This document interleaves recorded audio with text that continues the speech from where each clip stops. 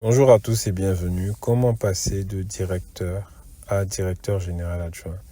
La première des choses est d'avoir un plan de carrière clair et précis. En effet, la fonction de directeur général adjoint est la fonction est l'étape juste avant la fonction de directeur général. Donc, pour pouvoir y accéder, cela va vous demander des efforts conséquents. Et ces efforts conséquents, vous pourrez les faire si depuis le début de votre carrière, vous envisagez d'atteindre ces hautes positions que sont la direction générale adjointe, voire la direction générale. La deuxième des choses dont on a parlé, qu'on a abordé un peu dans le premier point, c'est vraiment votre excellence. Vous êtes dans une organisation, vous êtes directeur, vous devez être excellent déjà dans votre domaine d'activité. Vous êtes directeur de la communication, vous devez être excellent. Vous êtes directeur informatique, vous devez être excellent dans ce domaine. Vous êtes directeur financier, vous devez être excellent dans ce domaine. Troisième point, c'est votre contribution significative et chiffrée aux objectifs de l'organisation.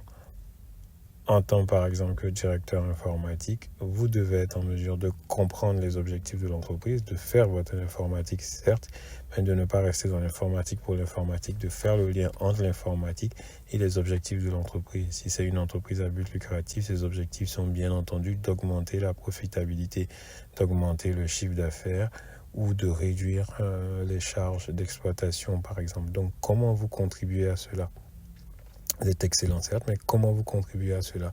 Et idéalement, il faudra transcrire cette contribution de manière chiffrée. Donc, je suis en mesure de contribuer de 20% par exemple à l'augmentation du chiffre d'affaires de l'entreprise. Je suis en mesure de contribuer de 10% ou j'ai contribué de 10% à la baisse des charges d'exploitation ou à l'augmentation du profit de l'entreprise. Ce sont des points sur lesquels vous devez être en mesure de communiquer pour avoir la crédibilité nécessaire pour atteindre le poste de direction générale adjointe. Quatrième point, c'est bien entendu votre envergure et votre charisme.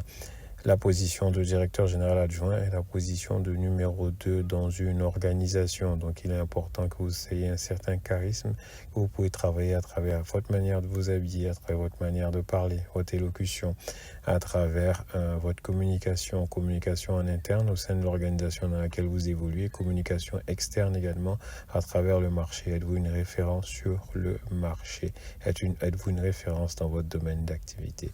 Merci pour votre attention et bon courage.